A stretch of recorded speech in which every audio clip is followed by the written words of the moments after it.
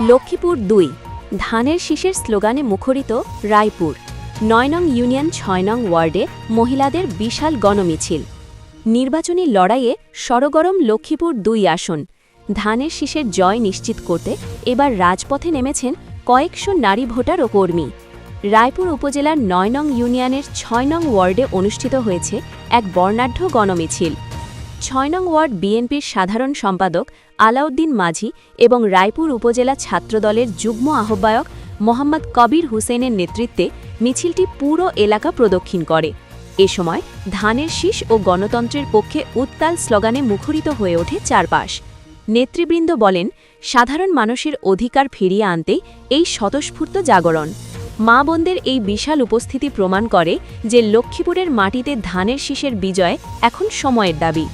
ভোটের দিন পর্যন্ত মাঠ দখলে রেখে ধানের শীষের জয় নিশ্চিত করার অঙ্গীকার করেন স্থানীয় নেতাকর্মীরা।